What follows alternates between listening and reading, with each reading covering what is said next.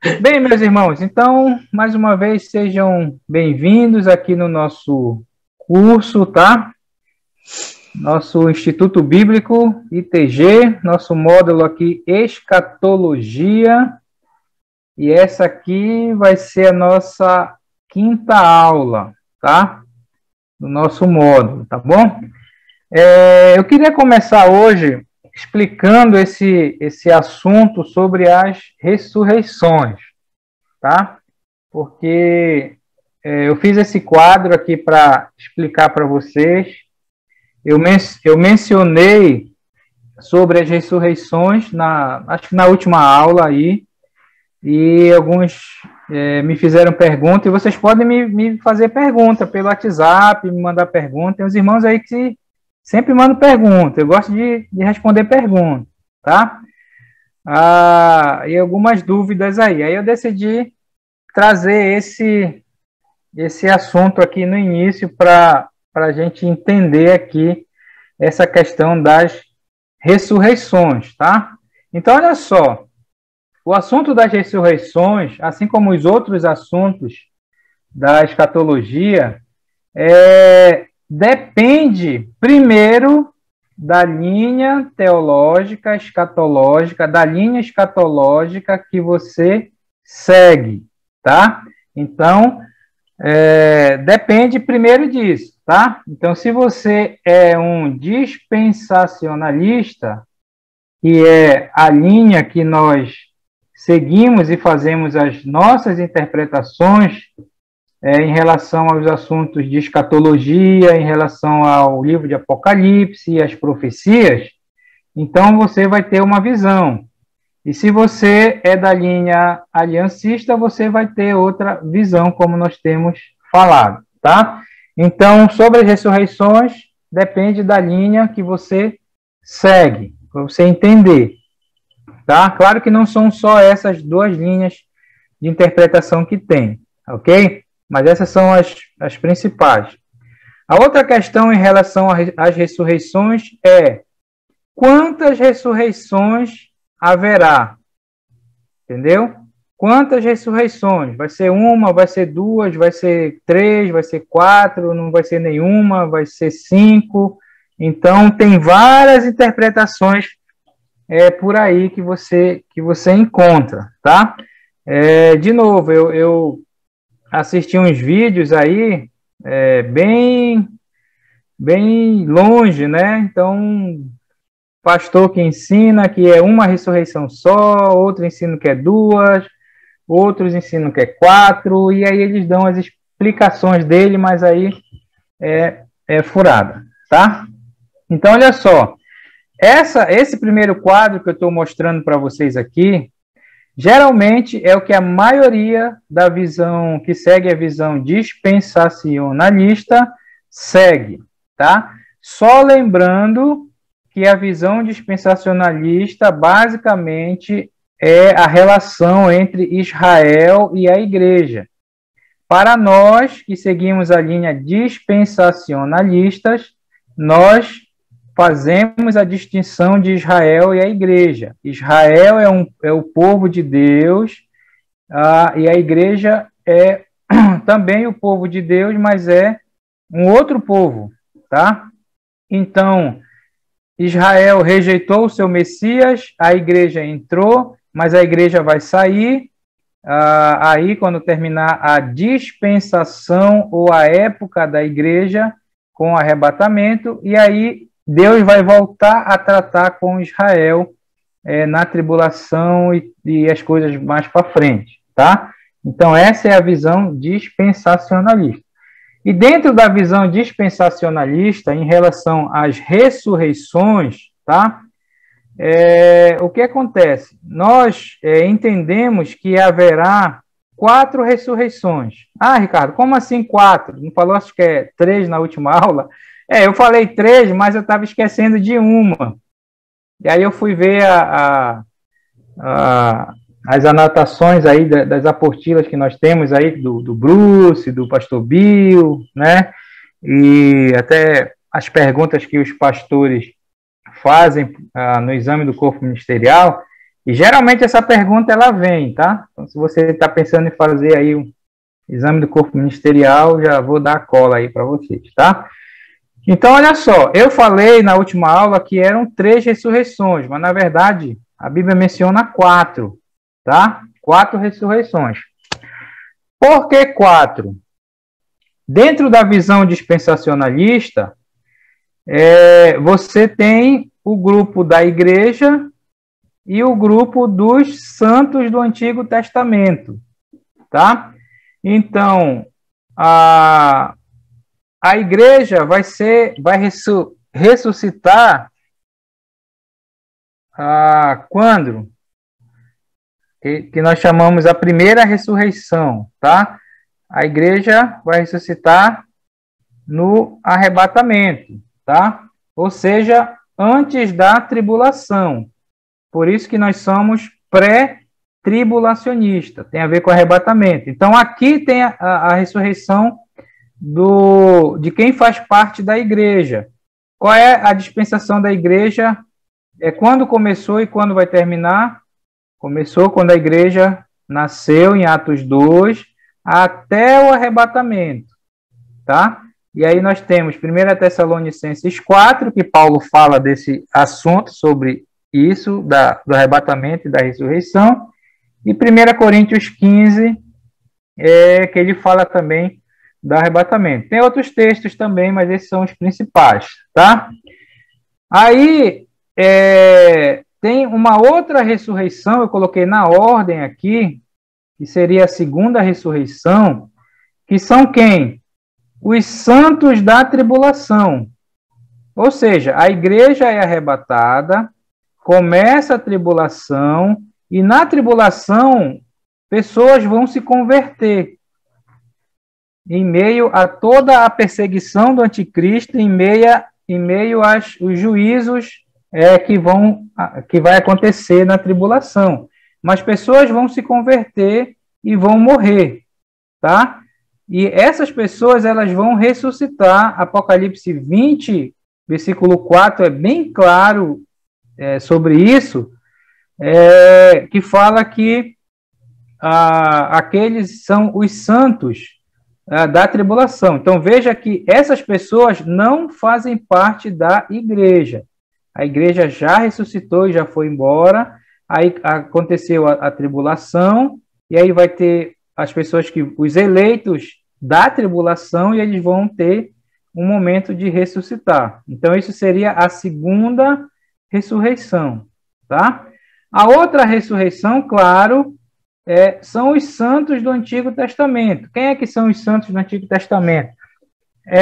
Os santos das dispensações passadas, né? Ou seja, onde é que Davi, onde é que Abraão, onde é que Daniel e todos os crentes do Antigo Testamento vão ressuscitar. Então, eles vão ressuscitar antes do milênio, tá? Então, eles ressuscitam depois da tribulação e antes do milênio, por ocasião da segunda vinda, tá? E aí tem o texto base de Daniel 12:2, onde Deus fala para Daniel que ele iria morrer, mas ele iria ressuscitar no futuro. Então, por que nós falamos que os santos eles ressuscitam num momento diferente da igreja? Porque nós temos a visão dispensacionalista, ok? Ou seja, fazemos a distinção entre Israel e a igreja, tá? E, claro, a quarta ressurreição é de todos os ímpios, desde Caim até o último momento lá, eles vão ressuscitar no juízo, né? O julgamento do grande trono branco que vai acontecer após o milênio de 1000 anos, literal. Por isso nós somos pré-milenistas, não somos amilenistas, tá? E aí tem o texto de Apocalipse 20, ok? E esses aqui são todos os ímpios. Essa é a visão dispensacionalista, é a visão que nós seguimos, tá? É a visão que eu sigo. É claro que nem todos concordam com isso, alguns vão dizer, não, é 3, não é 4, entendeu? Mas é a maneira que é coerente com a interpretação que a gente tem para Apocalipse, Profecias e Daniel, tá? Perguntas, dúvidas sobre essa visão aqui? Deu para entender? Não deu? Confundiu? Ouviu diferente? Nunca ouviu? Achava que era isso? Vamos lá. Pergunta sobre as ressurreições. Cara, essa segunda ressurreição aí faz parte daquele lá daqueles que vai aceitar o selo ou não? Na testa, na mão? Não, se ele aceitar o selo na tribulação, ele vai ressuscitar aqui, quando ele morrer, porque ele é um ímpio. Esses aqui, eles vão negar e vão morrer. Né? Porque lembra que na tribulação... Aí na segunda não tem nada do selo do 666. Não, o selo, o 666 é na época da tribulação. Só que isso não é para a igreja. Nós não vamos estar nessa confusão. Mas vai ter crentes que vão se converter nessa época. Por isso que eles são chamados santos da tribulação.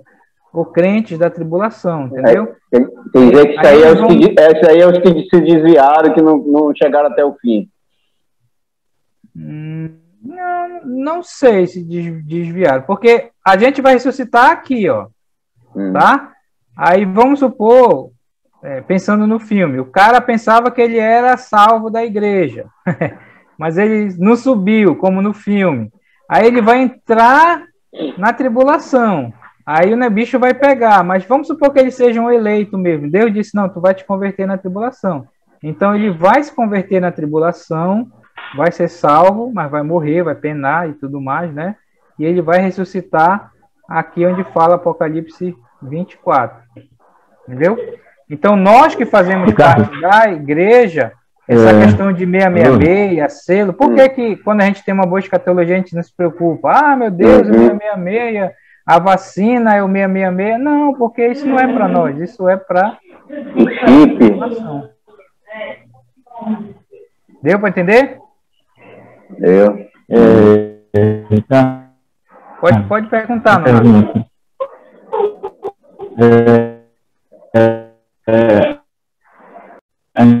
A Bíblia fala das ressurreições.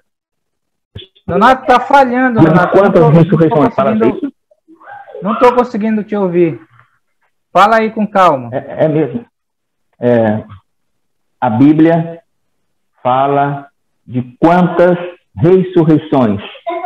Pois é isso que eu estou mostrando. Dentro da visão dispensacionalista, se eu fosse te responder, eu ia dizer assim, depende da visão que você tem. Dentro da visão dispensacionalista, nós cremos nessas 4 ressurreições que a Bíblia menciona nesses textos aqui. Ok? Agora, eu não vou... Ok. Deixa eu pegar o gancho deixa eu pegar o gancho da pergunta do Nonato. Quantas ressurreições, então, seria na visão aliancista? Quantas ressurreições? Já dá para vocês matarem essa charada, dentro da visão aliancista. Né? Exatamente. Essa aqui é a visão aliancista. O aliancista só tem 2 ressurreições, que são os santos, e aí engloba pessoal de Israel, judeu, crente da tribulação e tudo mais, vão ressuscitar. É uma ressurreição só, porque ele não faz distinção entre Israel e a igreja. E a outra, claro, que tem que ser a dos ímpios, né? Então, para o aliancista, que não faz a divisão entre Israel e a igreja, só é 2 ressurreições. Tá certo? Faz sentido? Veja que eu quero que você entenda o porquê. Eu não estou querendo botar isso goela abaixo de vocês. Você tem que entender o porquê. Então, a pergunta do Nonato. Quantas ressurreições a Bíblia menciona? Depende de qual escatologia você tem. Se você tem a visão dispensacionalista, você vai dizer que é 3. Ou, aliás, você vai dizer que é 4. Alguns falam 3 porque esquece esse grupinho aqui da ressurreição. Entendeu? Mas se você falar que é duas, então você tem uma visão aliancista. Então me explica aí. Aliancista. Entendeu? Tá. Tá confuso? Tá normal? Tá dando para entender? Normal. Faz sentido? Uhum. Caso isso aí. Ricardo, Vai lá. Ricardo, Pode falar. me diz uma coisa.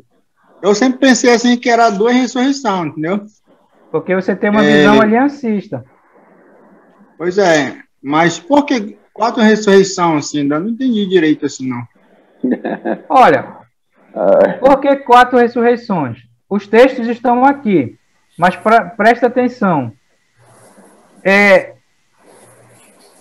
A igreja é um povo distinto de Israel. Confirma? Você entende isso? Sim. Entendeu? Entendo. Então, deve ter uma ressurreição para a igreja e uma ressurreição para os judeus, para Israel. Tá? A outra é os ímpios. Onde é que os ímpios vão ressuscitar? Eles têm que ressuscitar também para ser julgados. Então seria 3, né? Mas aí tem esse grupo também da tribulação. Então por isso que a gente fala 4. Né, Ricardo?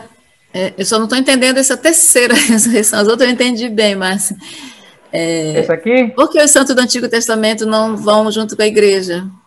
Porque os santos do Antigo Testamento, que é Israel, eles não são parte da igreja. Eles são parte de Israel, né? Eles são parte de Israel, ou seja, tem promessas para ele que não é promessas para a igreja. Os santos, por exemplo, Daniel, Davi, eles não esperam arrebatamento, porque isso é algo da igreja. Eles esperam o quê? O milênio, para cumprir as promessas não cumpridas para ele. E Ricardo, aqui nesse versículo do Apocalipse 24, 20, versículo 4, né, ele fala, né, que ali tem pessoas... Oi, Cacau, não deu para ouvir. Repete aí. Alô, Cacau? Perdão. Aqui no versículo, no versículo 4 do 20, é bem claro, né, que lá tá as pessoas que foram decapitadas por causa do testemunho de Jesus Cristo. E logo em seguida, no 6, ele fala, né, no 20 também, bem-aventurado e santo é aquele que tem parte na primeira ressurreição, sobre essa segunda morte não tem autoridade, que subiu, que foi a igreja, que subiu sem passar pela morte. É isso? Não, está errado. Então fala aí, Edmar. Fala aí, Edmar, que agora eu me perdi aqui, né? Essa questão de Apocalipse 20, esse versículo que tu leu aí, a primeira ressurreição mencionada aí é dos judeus, porque eles não tinham o conceito de arrebatamento. Arrebatamento aconteceu com Paulo. Então, os judeus, a esperança dos judeus era no reino milenar de Cristo. Quase assim, o Ricardo vai explicar melhor. Eu não entendi, porque o Odisseus fala assim. Essa primeira, viu? Essa que fala no versículo 6 aí, para os judeus é a primeira ressurreição. Não é para a igreja já foi o arrebatamento. Entendeu? Exatamente. O judeu, eu coloquei primeira aqui, mas é primeira porque a gente está vendo. Mas para o judeu não existe isso aqui. Quando eu falo judeu, é a nação de Israel. Tá? O judeu espera isso aqui, ó. Essa aqui seria a primeira. Entendi. Por que bem-aventurado é aquele que tem parte na primeira? Porque aqui não é tão ruim quanto aqui. Porque aqui o negócio vai ser feio, a morte vai ser terrível, né? Cortado o pescoço. Feliz é aquele que... Isso o judeu falando, esquece a igreja. A igreja não está aí. Tá bom, entendi. Então aqui é como se fosse a primeira. A primeira na perspectiva do judaica, que é isso que ele está falando lá. Tá certo? Faz sentido? Nesse caso seria de Abel até João Batista, mais ou menos, né? santos do Antigo Testamento? Exatamente. Dentro da visão dispensacionalista, seria a dele lá até o João Batista, que faz parte antes da dispensação de começar a igreja. Porque a gente crê que João Batista foi o último, né, santo da dispensação da nova aliança dela, né? E o Adão, desde Adão, e aí Adão? O Adão, provavelmente, se eu fosse colocar aqui, eu ia colocar aqui, porque Adão não faz parte da igreja.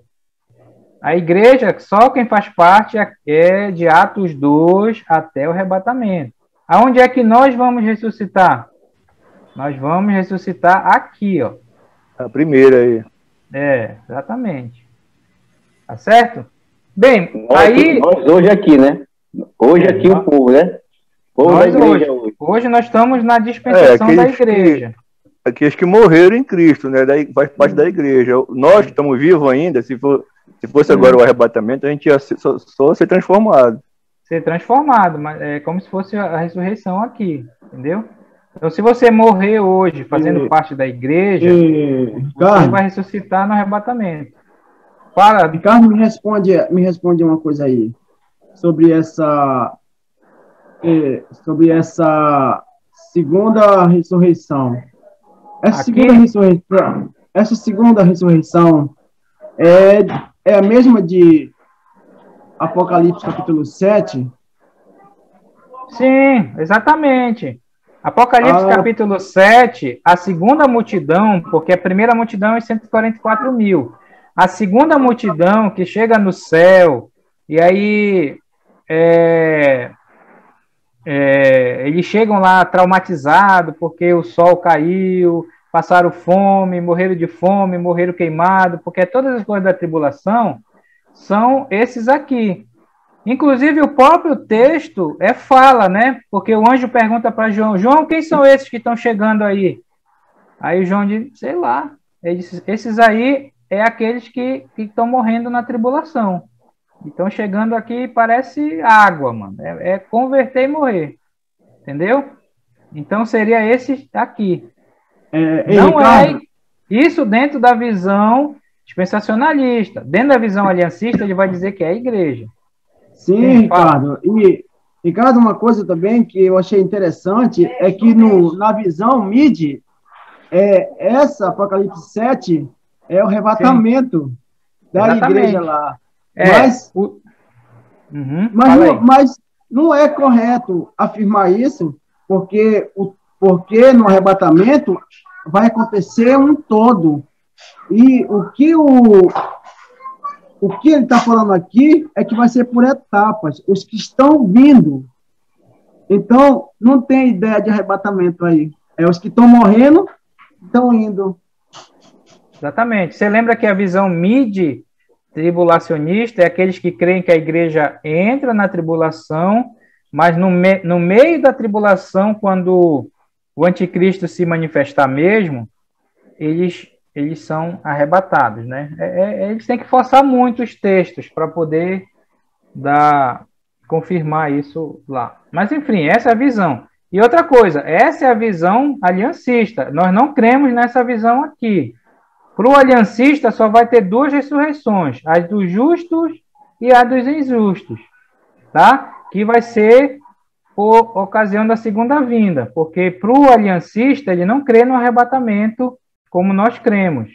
Para o aliancista, que é o presbiteriano e outras igrejas aí, outros grupos, eles creem que a igreja passa pela tribulação todinha, e aí quando Cristo vier, é que eles são arrebatados. É a mesma ideia escatológica do adventista. O adventista também, eles creem assim. Ricardo? Oi. Esse capítulo 7 que o Dimar falou aí, é aquela questão do intervalo, né? O primeiro intervalo aqui, se referindo ao capítulo 20, verso 4, né?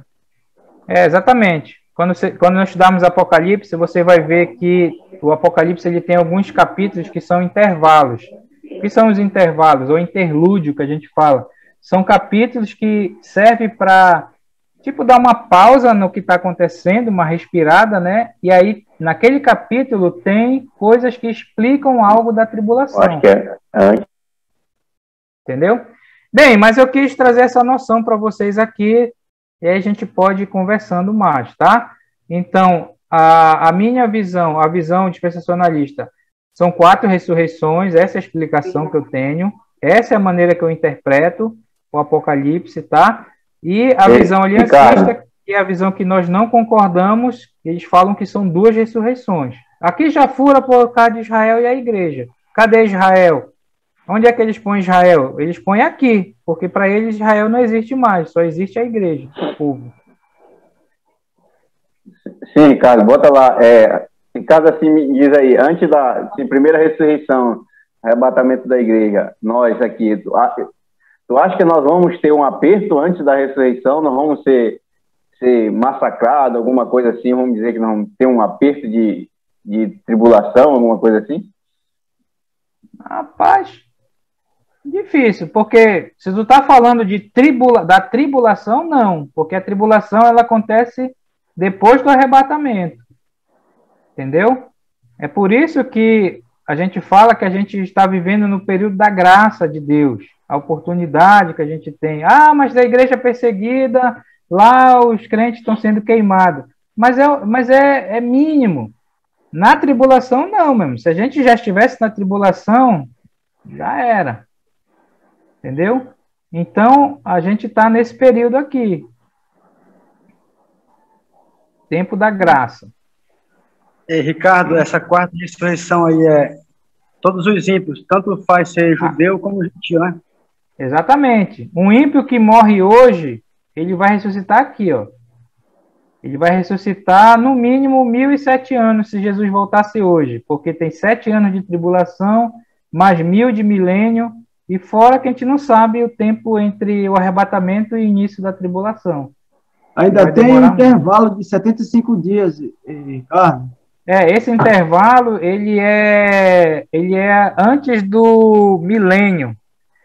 Antes do milênio, se eu não estou enganado. Tem um intervalozinho lá, mas a gente vai ver isso. Ricardo, eu quero te falar que fez muito sentido essa visão, porque de acordo com o Apocalipse capítulo 7, e falando em tribulação, que o Silvano falou aí, olha, tribulação, os cristãos sofrem desde quando...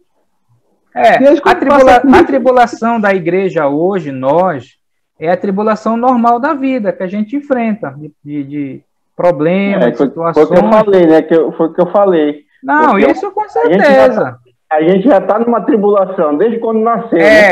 Mas a tribulação mesmo, em período de 7 anos, é incomparável com o que a gente... A gente já está passando por aperto hoje, né? Aumento de combustível, aumento de comida, essas coisas. Então, eu acho que já é um aperto que os cristãos, nós estamos passando, todo mundo. Não só os cristãos, mas com todos que estão aqui, né?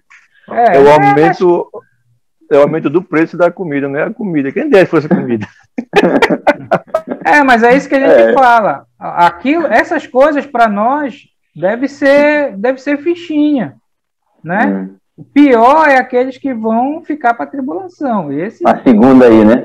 Exatamente. Ricardo, a verdade sim, a verdade é que do jeito que a gente se a gente fosse para se converter na tribulação, meu amigo, não venha com conversa, você aceitaria a marca da besta na hora, duvido, a marca do 666, porque às vezes só do chefe dizer que deixa a igreja ou eu te mando embora, o cara já deixa, imagine quando o cara apontar uma arma na cabeça. Enfim, mas isso não é para a igreja, tá? Só falei com... Mas se eu ficar, eu vou preferir morrer. Ih, rapaz, tu tem dúvida? Aí é problema. Vamos sair daqui, porque senão a gente não vai ter aula hoje. Tá Ricardo, rápido. Fala versículo, o versículo que Paulo fala em Atos lá, que importa que por meio de muitas tribulações sejamos salvos, as tribulações normais, né? Não, tribulações da vida. Paulo está falando do tempo da graça. Exatamente. Tô entendendo. É isso que a gente falou, que... eu ia fazer uma pergunta para vocês. Aonde é que entra os apóstolos aí? Você acha que os apóstolos eles vão ressuscitar aqui com a gente, no tempo da igreja, ou aqui com os santos do Antigo Testamento? Aqui não pode porque eles já morreram, né? E aqui não pode porque eles não são ímpios. E aí? Eu acho que com a primeira, porque eles se primeira, né? converteram. Eles não eram mais baseado, né? baseado lá em Mateus 24, eu creio que é na terceira. Para mim, eles não eram mais judeus, Ricardo, quando eles morreram. Eles não eram mais judeus, já tinham se convertido ao cristianismo como nós. Lembra assim, Se fosse João Batista, na eles primeira. eram judeus, mas a questão, João quando a gente fala de judeu, foi o último. é a nação de Israel, tá? Os apóstolos é um caso especial. Ai. Eu creio que eles vão ressuscitar junto conosco, eles fazem parte da igreja, mas eles também fazem parte disso aqui. Os apóstolos é um caso especial, tanto é que tem promessas específicas para eles, porque além deles fazerem parte da igreja, eles ainda vão julgar a Israel ainda. A gente vê isso em Apocalipse. Mas tu mesmo deste uma cola ainda agora que tu falaste que o João Batista foi o último daquele período. Mas os apóstolos também estavam morrendo depois dele. Mas os apóstolos, eu vejo assim, eles são uma transição, eles são um caso especial, os 12 apóstolos, tá? Eles são especiais, né? Isso aí. Enfim, mas não quero confundir muito a cabeça de vocês, mas é algo para vocês pesquisarem aí. Eu creio que os apóstolos vão ressuscitar junto conosco, tá? Mas eles não vão, claro, que eles não vão ressuscitar aqui de novo 2 vezes, né? Mas eles vão ter uma participação aqui nas coisas, tá? Bem,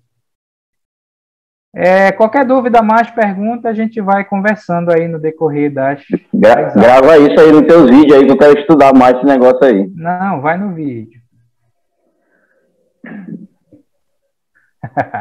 A questão nossa, eu vou dizer para vocês, é que a gente, às vezes, tem uma visão aliancista das coisas. Porque, veja bem, se a gente fala que é 2 ressurreições só, não é 2, então a gente está metendo Israel junto com a igreja. E aí que tem que entender isso, tá? Mas não se culpe, essas coisas, elas são assim mesmo. Eu só quero que vocês entendam o sentido, tá? Entendam o sentido. Ricardo? Oi. Pode falar, Sabá. Os cristãos da igreja, tanto judeu quanto gentil, que faz parte da igreja, vão ressuscitar nessa primeira ressurreição aí, né? Exatamente. Olha, quando eu falo nação de Israel, o judeu... presta atenção. O judeu hoje, se ele se converter, ele faz parte da igreja. Faz parte da igreja. Ele vai ressuscitar junto com a igreja, conosco. Exatamente. Hoje. Tá? Mas aqueles santos do Antigo Testamento, eles não fazem parte da igreja. Da antiga aliança. Exatamente. Dispensação as outras dispensações para trás, né? A gente vai esse da segunda ressurreição aí, que está na tribulação, é só judeu ou gentil também? Gentil também, é todos eles. Porque lá na tribulação vai ter judeu que vai se converter e morrer, e vai ter gentil que vai se converter e morrer. Aí eles são de que grupo? Eles não podem ser da igreja e não podem ser de Israel. Então eles são um grupo à parte. Tanto é que a ressurreição é mencionada só deles, né? Aquelas almas debaixo do altar, no 4º selo, deixa eu ver, 1, 2, 3, acho que é o 4º selo que a gente estuda em Apocalipse, almas debaixo do altar que estão clamando, até quando, Senhor, não vingas e não julgas o nosso sangue e tal. Esse pessoal, vocês acham que é a igreja ou é Israel? Israel. Nenhum dos dois. Esses são depois, né? Esses são os que estão morrendo na tribulação. Então, se você vê uma pregação e o cara fala, olha, tá vendo, a gente, quando morrer, a gente vai ficar clamando embaixo do altar, então, você já sabe que essa pessoa que está falando isso é um aliancista, porque ele botou a igreja lá dentro. Às vezes, não é que o cara não sabe, é que o cara segue a linha que ele está. Entendeu? Ricardo? É igual o padre da Igreja Católica, ele sabe a verdade, mas tem que ensinar aquela mentira lá, para adorar a santa lá, porque senão ele vai ser expulso lá. Pior que é isso mesmo, alguns são Ricardo? Sim, vai, Marquinhos. Ricardo, eu queria que você e os irmãos me ajudassem no entendimento aqui. Muitos morreram na esperança da promessa de Cristo, né? Eles vão ressuscitar nessa primeira. Eu queria só entender isso. Mas muitos... Falo, que morreram antes da vida de Cristo, né? Que morreram na esperança, né? Porque o Velho Testamento ele falou muito dos profetas, eles falaram muito acerca da vida do Messias, né? E muitos morreram nessa esperança, né? Eles não presenciaram, eles não estiveram no sacrifício, na morte, todo aquele evento que aconteceu, né, com Jesus Cristo. É isso que eu queria saber de você, alguma coisa com relação a isso. Esses aí são parte da igreja? Não, né? Então eles vão ressuscitar aqui, ó. Eles vão ressuscitar na terceira. Eles vão ressuscitar aqui. Ricardo. Marquinhos, tá aí, Marquinhos? Cadê o Marcos? Sumiu? Eu tô ouvindo. Entendeu? Se essas pessoas que você está falando faz parte da igreja, desde Atos 2, quando o início da igreja, até o arrebatamento, eles vão ressuscitar no arrebatamento. Sim. Tá bom. Por exemplo, onde é que João Batista vai ressuscitar? Lá naquela terceira ressurreição lá. Que para os judeus é a primeira, né? Entenda aí. Ricardo, eu lembrei de um ponto aí, Ricardo. Eu queria que tu me ajudasse com esse ponto aí que eu lembrei agora. No Velho Testamento, teve muitos gentios que morreram nessa esperança. Pois é uma boa pergunta. Vão ressuscitar na terceira ressurreição?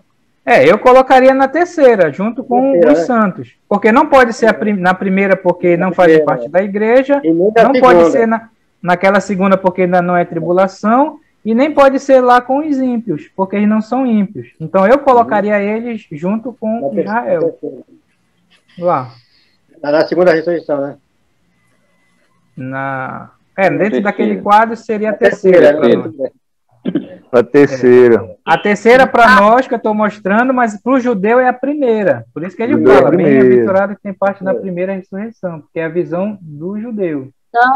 Então essa terceira aí, ela deveria mudar, né, de nomenclatura aí. Não deveria ser ressurreição dos antigos, dos santos do Antigo Testamento, porque fecha, Antigo Testamento. É verdade. Passou. Aí fica uma confusão, porque você aí colocou outros outros salvos aí também que vão participar. Não, tá aqui, olha, santos do Antigo Testamento. Tá vendo aí? Mostra aí de novo. Mostra aí. Peraí. Eu não compartilhei, peraí. Não tô vendo, não. Peraí. Tá aqui, auxiliador, olha, santos do Antigo Testamento. Tá vendo? Então aqui incluiria a Israel e eu incluiria os gentios antes, né? A não ser que a gente ache um versículo para ele, mas eu acho que não tem, não. Mas são boas perguntas, tá vendo? É assim Ricardo. Oi. Olhando aqui esse quadro aí, não dá para botar o santo da tribulação aqui para a terceira ressurreição, não? E o santo do Antigo Testamento para a segunda ressurreição? Porque vai ser bem Não, junto, porque eu acho né? que é isso que está confundindo aí os irmãos, né? Não sei, tá confundindo? Porque, na verdade, isso aqui basicamente vai ser junto. Porque se para os judeus é a primeira ressurreição, para nós já é a segunda, né? Porque... não é isso? Mas a gente vai ressuscitar primeiro, rapaz. Isso aqui que eu coloquei é só pra gente se basear, na verdade. Porque, olha, esses aqui, olha, Apocalipse 20 fala do quê? Fala do milênio, né? Isso.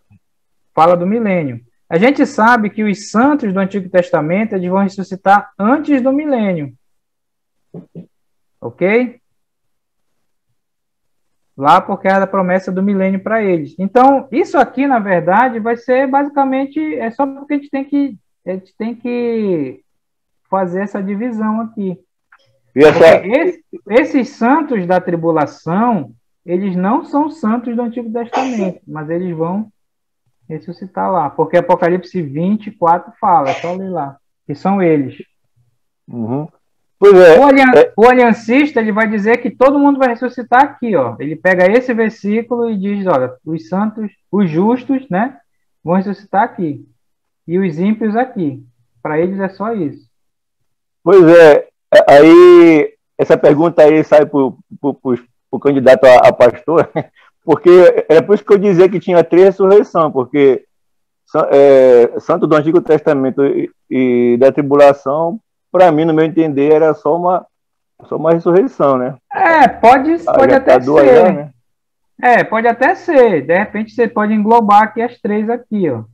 Só que você tem que saber que são grupos diferentes. De repente, eles podem ressuscitar aqui numa só. Por isso que a maioria fala 3. Mas você tem que entender que esses da tribulação não são como esses aqui. A gente só está falando de ressurreição. Não confunda as coisas lá. Tá?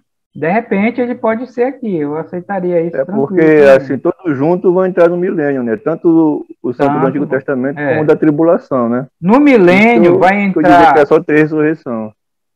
Não, mas pode falar, mas faz essa divisão aqui, que tem esses 2 grupos, entendeu? Acho que eles aceitam lá. Mas para o milênio vai entrar esses que vão ressuscitar da tribulação, os santos do Antigo Testamento, principalmente esse, e ainda vai ter gente viva que vai passar vivo pela tribulação. Certo? Mas isso é para Apocalipse. Olha, deixa eu iniciar aqui, senão a gente não vai. Não se preocupe, vá ouvindo essas coisas, e aí você tem que ir batendo cabeça. Tem que ir assimilando, né, Ricardo? Tem que assimilar, não, só porque o Ricardo falou é isso? Não, veja os versículos, né? Veja o texto, o contexto, a linha, tá? Mas só tem que ter cuidado para não entrar numa visão aliancista. Porque o aliancista, ele sai matando todos esses argumentos nossos. Lá. Enfim. Bem, deixa eu entrar aqui, que tem outro quadro que eu quero mostrar para vocês, mas nós estamos na... Vê a página para na quinta semente, veja aí qual é a página. Falamos da 4ª, e hoje nós vamos falar da... Aliás, desculpa, nós vamos falar da 4ª semente, na verdade. Veja qual é a página aí. É a 5ª aula, mas é a 4ª semente. Página 8. Página 8. Página 8, né? Bem, vamos entrar aqui, então, nessa 4ª semente. Lembra que essa ideia de semente na apostila é para você entender mais ou menos o assunto que a gente falou nas aulas. Por exemplo, a primeira semente, a gente falou da questão que Deus não nos deu as profecias simplesmente para matar a nossa curiosidade, mas para a gente entender o plano dele para a humanidade e para o homem, em relação ao futuro. Na segunda semente, a gente falou da questão da interpretação, que é isso que a gente está batendo cabeça, que a gente precisa ter uma boa interpretação, né? Falamos daquela questão de ser alegórico, de ser literal, tá? Que quando você pega um texto, você tem que analisar a questão literal ou alegórico, a questão do contexto gramatical, né? Ver se aquela literatura, ela é o quê? Ela é uma literatura apocalíptica, ela é uma literatura de sabedoria, ela é histórico, tem isso aí para interpretar, né? E a terceira semente, nós falamos das alianças, não foi? Há 15 dias atrás. Deus planejou que fôssemos reconciliados consigo mesmo, então ele usou as alianças, né? Falamos um pouco. Não quer dizer que nós somos aliancistas. O fato de crermos que Deus fez as alianças não quer dizer que somos aliancistas. Aliancista é outra coisa, tá? Esse termo, não confunda isso aí. Muitos acham que por falarmos em alianças, aliança noética, alianças com Abraão, com Moisés, quer dizer que a gente é aliancista. Não é isso. Até porque o aliancismo é outra situação. Essa quarta semente aqui vai falar da questão das profecias. Falar o quê? Ao olharmos para as profecias já cumpridas, especialmente as que falam a respeito de Jesus, podemos estar certos de que toda a profecia será cumprida. Então, veja bem, nós vamos ver hoje 3 tipos de profecias que já foram cumpridas, tá? E aí, o que acontece? Bem, se 100% dessas profecias que tinham que ser cumpridas já foram cumpridas, qual é a chance das profecias para o futuro não serem cumpridas? Entendeu? Então, se 100% delas foram cumpridas, isso quer dizer que as que são para o futuro ainda vão ser cumpridas. Esse que é o ponto dessa aula de hoje. E aí a gente vai ver 3 tipos de profecias que já foram cumpridas. Tá certo? E isso tem que nos dar aquela esperança. É por isso que nós, de novo, cristãos, que tem uma boa escatologia, a gente não fica preocupado, como o Silvano falou, com as tribulações aí desse mundo hoje. Guerra está lá, já vimos que isso para nós, não é o princípio das dores, né? Então, caminha para isso, mas não é. Então, você não tem que ficar preocupado se a Rússia vai começar a 3ª Guerra Mundial. Pode começar a 3ª, a 4ª, a 5ª, a 6ª, a 10ª, enquanto não houver o arrebatamento. Essas coisas estão para o futuro. Por isso que nós temos a visão futurista também em relação à escatologia. Nós aqui da Igreja dos Irmãos, tá? O aliancista, o presbiteriano, outros grupos, adventista, não. Eles têm outras visões. Tá certo? E aí você pode pensar, você está em paz com essas coisas hoje do que está acontecendo? Né? A pandemia aí, já não está mais nem ligando muito para a pandemia, né? Agora a preocupação do povo é a guerra, né? Eu estou com pena das crianças que estão morrendo inocentes. Mas isso é coisa da nossa época, né? Da nossa época, mas isso é algo para você, porque como é que você vai falar de esperança para alguém se você está apavorado pensando que o mundo já vai acabar? Essa é a questão. Claro que você não vai falar esses detalhes que nós estamos aprendendo aqui, para a pessoa, aí que a pessoa não vai entender mesmo, mas você pode dar esperança sim, entendeu? Então, vamos lá. Profecia, olha, profecia nos dá esperança, essa é a questão. O conceito de profecia não é um conceito pentecostal do profeta hoje, que fala do futuro, né? Profecia para nós é as profecias que já foram cumpridas e as profecias que a Bíblia fala que ainda vão ser cumpridas, tá? Não é apenas uma ilusão do futuro, mas uma garantia do controle de Deus e certeza de que ele cumprirá o que ele disse, tá? Então, as profecias para o futuro, isso é uma garantia que Deus está no controle, né? Se as profecias já cumpridas, que a gente vai ver, foi tudo direitinho, como Deus falou e tudo, imagine essas para o futuro. Então, por que a gente vai ficar preocupado com essas coisas, a ponto de nos desesperarmos da vida, né? Alô, tá me ouvindo aí? Sim, Ricardo. Sim, Ricardo, tudo ok. Tá ok, que deu um pique de energia aqui, eu pensei que eu tinha... Esses piques de energia dá até medo de pensar com arrebatamento, né? Mas o medo é porque... Lembra Lucas, do pastor... deu uma risada aqui. Lembra do pastor lá do filme, o pastor Bruce, né? Ainda é Bruce o nome dele ainda que ficou, né? Eu brinco com o Bruce, o nosso Bruce, né? Voltou. Tá, eu vi. Estão me ouvindo aí, né, todos? Ele Bruce lá do filme, mas ele só aparece no começo, depois ninguém vê mais ele.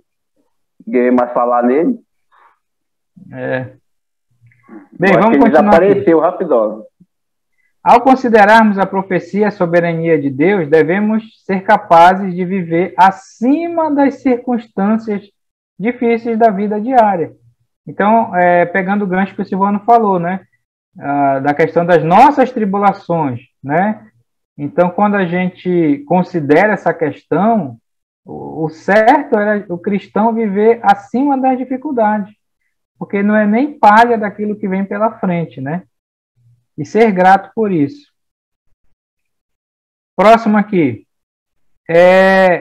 A gente vai ver agora as profecias do Antigo Testamento que já se cumpriram, tá? Houve muitas profecias dadas a líderes específicos ou reis que já foram cumpridas. E aí, como eu falei, nós vamos concentrar em três importantes profecias. 3 tipos de profecias do Antigo Testamento que já foram cumpridas. E aí, por que isso? Porque você sabendo que essas profecias foram cumpridas, isso deve lhe dar a certeza de que as do futuro também vão ser cumpridas. Tá certo? Mas antes de nós entrarmos aqui, eu preparei um quadro aqui para nós, que fica melhor de entender isso aqui, tá? Então, eu vou compartilhar esse quadro com vocês aqui agora para explicar. Me digam aí se está aparecendo um outro quadro aí para vocês. Sim, Ricardo. Sim, está aparecendo. Ok, tá aparecendo então olha só. Eu coloquei esses 3 tipos de profecias do Antigo Testamento que já foram cumpridas, tá? Já foram cumpridas. Então, a gente tem profecias que foram dadas em relação à ascensão e à queda de impérios mundiais. Esses são tipos de profecias que já foram cumpridas. A gente tem profecias em relação à restauração e profanação do templo dos judeus, tá? Também foi cumprida, eu vou mostrar para vocês. E principalmente as profecias em relação a Jesus, a primeira vinda. Quando eu falo primeira vinda, eu estou falando na vinda de Jesus em carne, né? Há 2000 e poucos anos atrás. Então, tem várias profecias que foram cumpridas, ok? Então, olha só, as profecias em relação à ascensão e queda dos impérios mundiais, nós encontramos isso em Daniel, capítulo 2, tá? O que fala Daniel, capítulo 2? Você lembra? A história de Daniel, capítulo 2?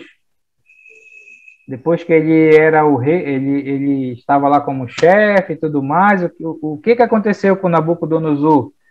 O Nabucodonosor... do sonho dele? Sonho da teve esse sonho aqui, ó. Uma estátua estranha. Ele sonhou com essa estátua, tá? E essa estátua... Essa estátua era uma profecia que Deus deu para Nabucodonosor em relação à ascensão e à queda dos impérios que viriam a partir dele para frente. Então, pensa aqui na época de Daniel agora, tá? Então, o que era o sonho de Nabucodonosor? No capítulo 2, ele sonhou com essa estátua. Aí essa estátua, a cabeça dela era de ouro, né? Essa parte aqui dos braços do quadril era de prata. Aí tinha aqui essa parte aqui era de bronze e a perna era de ferro, E aí ele sonhou, os pés era ferro e barro, tá? E aí tinha essa pedra, que essa pedra aqui, ela foi lançada e esmiuçou os pés da estátua. Esse foi o sonho, né, que ele ficou perturbado em relação a isso, queria matar todo mundo, aí até que Daniel foi lá e deu a interpretação. A interpretação eram os impérios mundiais que viriam depois dele. A cabeça de ouro era quem? Era ele mesmo, ou seja, era o Império Babilônico. Tá? E quando eu falo império, é o império que dominou basicamente o mundo todo. Então, Babilônia era a cabeça de ouro, essa parte de prata era o Império Medo-Persa, tá? Que foi o império que derrubou a Babilônia, que viria depois. Depois do Império Medo-Persa, viria o Império dos Gregos. Já ouviu falar num homem chamado Alexandre o Grande? Aí, os alunos aí de História do Cristianismo, Panorama, que a gente estudou, né? O Alexandre o Grande era o grego, né? Que dominou o mundo, ele conquistou o Império Persa o Império dos Persas, né? Dos Médios e dos Persas, né? Era a parte de bronze da estátua. E depois viria o Império Romano. Então, o Império Romano, ele venceu o Império dos gregos, né? E se colocou na época de Jesus, aí eram os romanos. Lembra que os romanos ficaram aí por vários séculos, né? Então, até a perna são profecias que já se cumpriram. Até se você ler na história secular, você vai ver que foi exatamente isso que aconteceu. O Império Babilônio dominou, depois o Medo-Persa dominou o Babilônio, depois veio Alexandre o Grande, Império Grego, dominou aqui, até que veio os romanos e dominou o Império dos gregos, tá? Então, essas profecias aqui, elas já se cumpriram fielmente. Você pode ir até para fora da Bíblia que você vai ver isso cumprido. Isso foi o quê? O sonho de Nabucodonosor. Agora, só uma palhinha para vocês. Essa parte embaixo aqui está para o futuro, tá? Esse aqui vai ser o Império do Anticristo, tá? E a pedra é o reino de Cristo, tá? Eles falam Império Romano restaurado seria os pés aqui, porque o Império do Anticristo ele vai ser como o Império Romano, tá? No sentido de dominar o mundo e tudo mais, até que vem o reino de Cristo e acaba com isso lá. Pergunta sobre isso? Você já tinha ouvido essa explicação? Esse entendimento? Ricardo, sim. Esse sonho da Nabucodonosor, agora eu lembrei que quando eu era criança eu assistia muito desenho e eu sempre tive muita curiosidade, né? E aos poucos vai ser esclarecido, não tem? Exatamente, vai sendo esclarecido. Você lembra que na história bíblica, a história do Antigo Testamento vai até onde? Passa pelo Império Babilônico, passa pelo Império Persa, mas não passa pelos gregos, porque a parte do grego é aquele período lá intertestamentário. É o período de 400 anos entre o Antigo e o Novo Testamento. Tá bom? Você sabe que quando termina o Antigo Testamento e o Novo Testamento, tem um tempo de 400 anos, que é o tempo que a gente chama de do silêncio, né? E tudo. Não é que não aconteceu nada nesse período, aconteceu muita coisa. Mas o silêncio é porque Deus não falou, mas dando nova informação para os judeus. O último foi Malaquias, por isso que o último livro da sua Bíblia é Malaquias, e Deus só foi falar de novo lá com João Batista. E passou-se 400 anos. Aí que foi o Império Grego e aconteceu muita coisa lá que a gente estuda um pouco em relação do panorama do Novo Testamento. A gente pega um pouco para trás aqui esse período, tá? E aí, na época de Jesus, já é o Império Romano que dominava e dominou por vários séculos. Tá certo? Então, é isso que é profecias já cumpridas em relação à queda e ascensão dos impérios mundiais. Veio certinho, Babilônia, Medo-Persa, Grécia e Roma. Tá?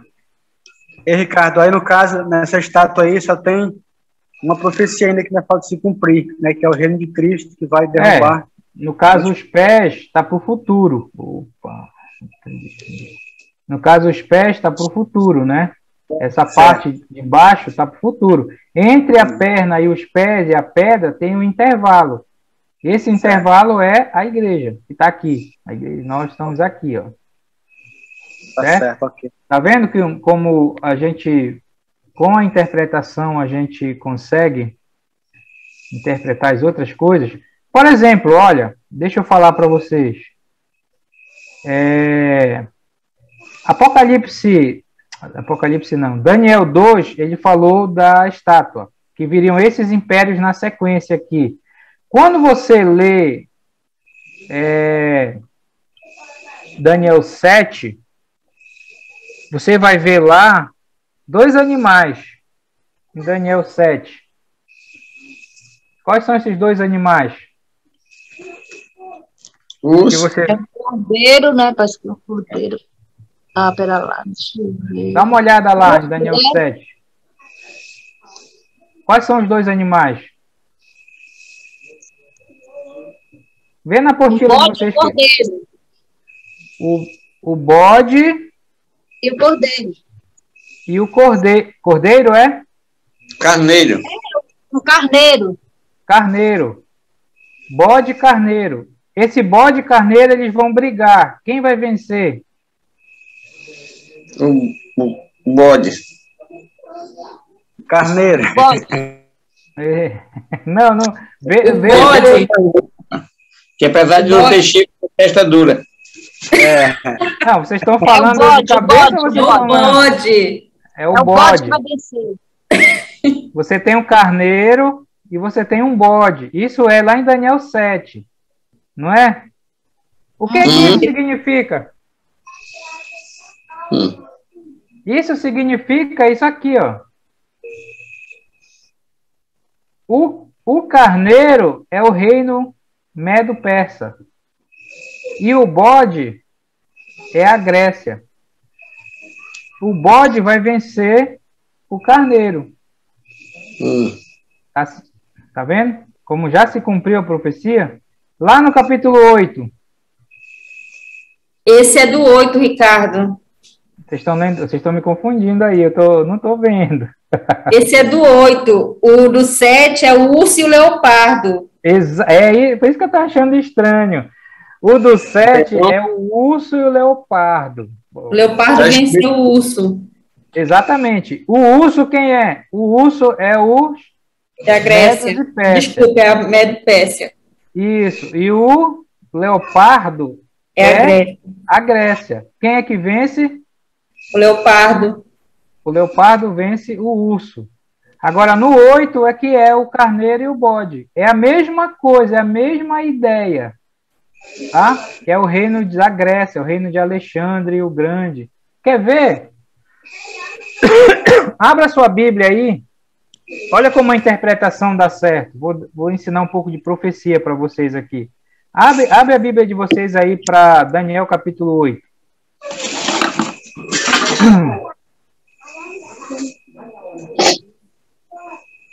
Daniel capítulo 8. Espera aí que eu estou abrindo aqui no meu celular. Já abriram? Já. Tá? Vou dar essa interpretação rapidinho para vocês aqui, só porque eu quero mostrar para... Peraí, Daniel 8, Ara. Espero que vocês estejam com tempo hoje. Hoje a gente vai passar do tempo hoje. Ainda tem aquele segredo do final, que eu não vou nem falar para vocês o que é. Tem que ficar até o final. Olha, acompanha comigo aí na Bíblia de vocês. Eu vou ler e vou dar a interpretação, tá? A partir do versículo 2. Daniel 8, 2. Quando a visão me veio, pareceu-me estar na cidadela de Suzã, isso era na Babilônia, que é província de Elão, e vi que estava junto ao rio Ulá. Isso era onde Daniel estava, na Babilônia, né? Então levantei os olhos e vi, e eis que do rio estava um carneiro. O carneiro aqui é o Império Medo-Persa, tá? O qual tinha 2 chifres. Os 2 chifres é porque Medo-Persa são 2 impérios. O Medo e o Império Persa. Era um império só que eles se uniram. 2 chifres, já está cumprindo aí. Eram altos. Mas um era mais alto que o outro. É porque o Império Persa, ele era mais forte que o Império Medo. Tá? E o mais alto subiu por cima do último. Quer dizer, o Império Persa era mais forte que o Império Medo. E vi que o carneiro dava amarradas para o ocidente, para o norte, para o sul, e nenhum dos animais lhe podia resistir, nem havia quem pudesse livrar-se do seu poder. Ele, porém, fazia segundo a sua vontade, e assim se engrandecia. Quer dizer, foi quando o Império Medo-Persa derrotou o Império da Babilônia, que era o de Nabucodonosor, Belsazar e tudo mais, né? Então, se tornou o Império Mundial, assim, vamos colocar, tá? Até que, versículo 5, estando eu observando, eis que um bode vinha do ocidente. Quem era esse? Era o Império Grego, na pessoa de um homem chamado Alexandre o Grande. Alexandre o Grande, Império Grego. Estando eu observando, eis que um bode vinha do ocidente sobre toda a terra, mas sem tocar no chão. Isso fala da rapidez que o Império Grego dominou. Este bode tinha um chifre notável entre os olhos. Muitos creem que esse chifre notável estava se referindo à pessoa de Alexandre o Grande. Tá? Dirigiu-se ao carneiro, ou seja, dirigiu-se ao Império Medo-Persa, o qual tinha visto diante do rio, e correu contra ele com todo o seu furioso poder. Viu-o chegar perto do carneiro e, enfurecido contra ele, o feriu e lhe quebrou os 2 chifres. Ou seja, ele acabou com o Império Medo, os 2 chifres Medo e Persa, os 2 lá, tá? Para lhe resistir. E o bode o lançou por terra e o pisou os pés, e não houve quem pudesse livrar o carneiro do poder dele. Ou seja, os gregos vencendo o Império Medo-Persa. O bode se engrandeceu, quer dizer, Império Grego, sobremaneira, e na sua força quebrou-se-lhe o chifre, e em seu lugar saíram 4 chifres notáveis para os 4 ventos do céu. Agora, cadê os meus alunos de Panorama do Antigo? O que você me diz em relação, como você interpreta essa questão que o chifre do bode notável foi quebrado e saíram 4 chifres notáveis lá? Os 4 generais lá do Exatamente. Do porque nós sabemos que o que aconteceu, quando Alexandre o Grande da Grécia dominou basicamente o mundo todo, ele morre novo, né? 30 e poucos anos ele morre. E o seu reino ele foi dividido entre os seus 4 generais. Um se chamava Ptolomeu, o outro se chamava Seleuco, e tinha mais 2 nomes lá que não são tão importantes. Então, a profecia aqui, 4 chifres notáveis, se cumpriu quando Alexandre morreu e o seu império foi dividido em seus 4 generais. Aí, olha só, de um dos chifres, quer dizer, desses 4, saiu um chifre pequeno e se tornou muito forte para o sul, para o oriente e para a terra gloriosa. Esse chifre dos 4 generais de Alexandre é o reino dos Ptolomeus. E esse Ptolomeu aqui é um cara chamado Antíoco Epifânio. Esse cara, ele se tornou um cara que vai massacrar os judeus, tá? E olha só o que vai fazer. Chifre pequeno se tornou muito forte para o sul e para o oriente, esse Antíoco Epifânio, o nome dele, Cresceu até atingir o exército do céu, alguns do exército das estrelas, lançou por terra e pisou, se engrandeceu-se até o príncipe do exército, dele tirou o sacrifício diário, e o lugar do seu santuário foi deitado abaixo. Antíoco Epifânio, ele profanou o templo dos judeus há mais ou menos uns 100 anos antes de Cristo, se cumprindo essa profecia, né? Ele profanou, ele matou os sacerdotes, é por isso que tem a revolta dos Macabeus, lembra dos Macabeus? A revolta dos Macabeus foi por causa desse cara aí, ele matou, ele profanou o templo, ele jogou sangue de... Alguns falam que é uma porca, outros falam que é vaca, outros falam que é os bichos lá, né? E ele profanou o templo, então está se cumprindo a profecia aqui, tá? E aí você vai lendo, e aí você vai matando, então, a charada. Então, olha só, por que isso? Porque se você sabe interpretação, então você mata a ideia do carneiro, do bode, do urso e do outro lá, que eu não me lembro lá do capítulo 7. Então é assim que a gente interpreta profecias, tá? Deu para entender? Aí, no caso, esses animais aí são simbólicos, não são literais, né? Só para simbolizar. São simbólicos, exatamente. São os reinos, né? São os reinos da estátua. Ricardo? Oi, pode falar. Eu só não entendi porque tu pulaste aqui da Grécia logo, essa divisão dos 4 chifres aqui, pulaste para cá para esse segundo tipo aí. Não entendi. E Roma? Roma veio da Grécia logo para cá. A Roma veio depois da Grécia. Pois é. Mas foi esse cara aqui que saiu, que veio, que era romano, né? Não, esse cara ele era da Síria. É porque a gente tem que estudar o panorama, não estou querendo...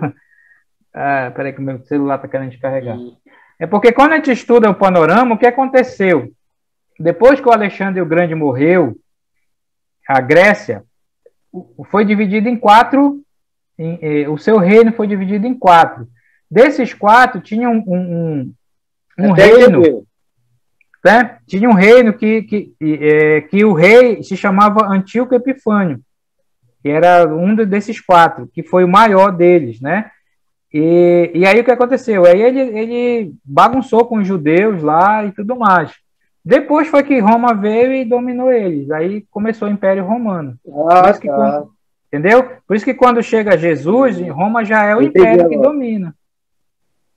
Mas isso não se preocupe, que a gente vai estudar em panorama. Mas essa é a ideia. O que eu quero que você saiba é que exatamente a profecia foi cumprida. E você pode pegar livro de história secular que você vai ver isso sendo cumprido. Isso é joia. Esse Antíoco Epifânio aqui, muitas vezes o pessoal confunde ele com o anticristo, mas não era o anticristo. É por isso que eu digo, naquela época, o pessoal já poderiam pensar as coisas lá, né? Aqui. Bem, enfim, não quero confundir muito vocês. Então você tem a ascensão e a queda dos impérios mundiais e você tem a profanação do templo dentro dessa profecia que se cumpriu. Deixa eu voltar aqui agora para a apostila.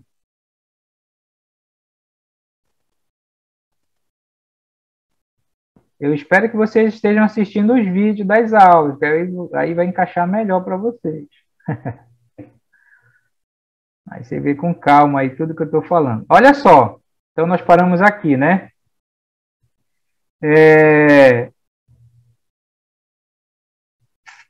Eu não vou entrar nessa... Você sabe que esse versículo aqui, Daniel 8,14, é o versículo que surgiu o adventista? O que fala esse versículo? Alguém lê para mim.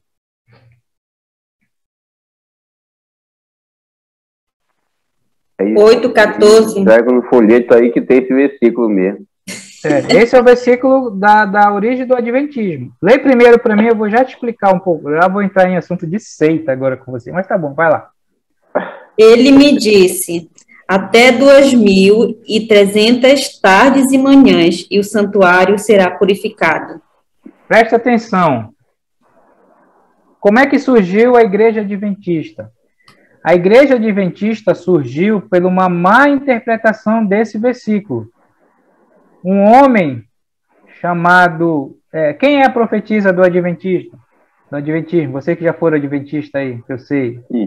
Olha, eu não fui adventista, nem sou, mas é a Ellen White. Ellen White, Essa é a grande profetisa do Adventismo. Mas veja bem, não foi ela que fundou o Adventismo, o Adventista do sétimo dia. Quem fundou a seita adventista, vou colocar logo assim, foi um homem chamado William Miller. Acho que é esse o nome dele. Esse que é o fundador do Adventismo. Mas veja bem o que aconteceu. Esse camarada, lendo esse versículo, o que ele concluiu? Que ele fez uns cálculos lá, e 2.300 dias, o certo é o seguinte, ele calculou, não vou entrar em detalhes, mas ele começou a marcar 1, 2, 3, até 2.300 dias, e ele chegou numa data, que eu não lembro o dia e o mês, mas o ano era 1844. Ele concluiu que nessa data, por causa desse versículo, Jesus ia voltar, e marcou a data da volta de Jesus. Essa foi a primeira data que foi marcada, em 1844. Adventista, por que é adventista? Porque esperam o advento de Cristo. Então, eles marcaram essa data, tá? E aí muitas pessoas acreditaram na sua mensagem, ele mesmo acreditou, e essa é uma má interpretação, porque a interpretação não era a Cristo, era o antigo Epifânio que iria purificar o templo, tá? E aí o que aconteceu? E aí chegou a data, Jesus veio naquela data? Não, foi o primeiro furo que eles deram. Aí o que aconteceu? O Miller, ele reconheceu que estava errado, que tinha feito uma má interpretação, doideira, e voltou para o movimento que ele era. Acho que ele era da Igreja Batista, alguma coisa. Só que essa maluquinha chamada Ellen White, que era discípula dele, né, que já estava com um bom número, ela disse o seguinte, ela disse, não, rapaz, está certa a interpretação. O Miller só errou no seguinte: Jesus, ele saiu do trono da presença de Deus, do trono da graça, e o Miller pensava que ele viria à terra, mas ele não veio. Ele saiu do trono de Deus e entrou no santuário para fazer a expiação do povo. E aí por isso que eles têm a doutrina da expiação, uma coisa assim, né? Para eles, o adventista, Jesus está desde 1844 no santuário celestial, fazendo a expiação do povo. Até que ele expiação volta parcial, né? Tá marcando lá a questão do povo. Então, foi uma má interpretação desse versículo aí. Porque esse versículo não está falando da volta de Jesus, estava falando a purificação do templo, a profanação do templo, era esse homem chamado Antíoco Epifânio que iria fazer, e que fez, e que bateu certinho essa profecia aí que foi cumprida. Tá? Então, voltando aqui, as profecias em relação à ascensão e queda dos impérios mundiais bateu certinho, se cumpriram. As profecias em relação à profanação do templo com esse antigo Epifânio bateu certinho, se cumpriu. E outro tipo de profecia que já se cumpriram é as profecias em relação à primeira vinda do Messias. E olha só, vocês têm listado aí, a gente não vai ver tudo isso, né? 45 profecias sobre a vinda de Jesus, do Messias, tá? Que foram cumpridas em Cristo. Ou seja, você tem aqui nesse quadro as profecias e aqui você tem os cumprimentos da profecia. Por exemplo, a profecia dizia que ele ia nascer em Belém. Lá em Miqueias 5:2 falava, se cumpriu, Jesus nasceu em Belém. Isaías profetizou que o Messias ia nascer de uma virgem. Jesus nasceu de uma virgem, está lá as referências. Lá em Gênesis 12, lá com Abraão, né, fala que ele viria da linhagem de Abraão. Jesus veio da linhagem de Abraão, por isso tem a genealogia. Ele ia ser descendente de Isaac, ele ia ser descendente de Jacó, viria da tribo de Judá, seria herdeiro do trono de Davi. O que mais? E profecia, o trono dele seria eterno, ele seria chamado Emanuel, né? Isaías 7,14, foi cumprido lá, o próprio Gabriel disse, né? Passaria um tempo no Egito, haveria um massacre das crianças. Quer dizer, se você vê, você pode ver isso no seu tempo, tem 45 profecias aqui sobre Jesus, que todas foram cumpridas em relação a ele, a primeira vinda. Entendeu? Então, se essas profecias em relação à primeira vinda se cumpriram, será que as profecias em relação à segunda vinda, que é em poder e glória, não vão se cumprir? E quando eu falo segunda vinda, eu estou falando da segunda vinda em poder e glória depois da tribulação, tá? Estou falando do arrebatamento, tá? Porque lembra que o judeu não tem... você não vai achar profecias em relação ao arrebatamento no Antigo Testamento. Pode até tentar procurar e me fale aí, tá? Mas toda vez que fala da vinda do Messias, está falando poder e glória, tá? Então, se essas profecias se cumpriram do passado, imagine as do futuro, que ainda faltam ser cumpridas. Então, é isso que fala essa semente. Cadê? A quarta semente. Se olharmos as profecias que já foram cumpridas, especialmente essas de Jesus, que tem 45 profecias lá que foram cumpridas, podemos estar certos de que toda a profecia será cumprida. Amém? Isso não deve nos dar a esperança de que essas coisas realmente vão acontecer da maneira como está lá? Então não é para ficar com medo, né? Mas saber que vai ser feito dentro da vontade do Senhor. Tá certo? Perguntas? Você entendeu o ponto dessa aula de hoje? Que eu quis falar? Ricardo, se a gente olhando para tudo isso que já foi cumprido e a gente dizer que não vai ser cumprido, a gente está dizendo que Deus está mentindo, né? Exatamente. Ou é um risco, né? Então, se você olha de 100% que ele falou foi cumprido, será que ele não vai cumprir, não vai ser diferente no futuro? Né? Ele vai cumprir as 99? Isso é da ovelha, entendeu? Então, esse é o ponto. Será que realmente vai haver um arrebatamento? Se bem que arrebatamento não fala lá, mas a questão do anticristo, a questão de tudo aquilo que fala que o anticristo vai fazer, a segunda vinda, será que isso não vai acontecer mesmo? Claro que vai. Nós não sabemos quando, mas vai, tá? Mas vai. Ricardo, Oi, pode falar. Me lembrei agora de uma coisa que eu vou falar para os meus alunos.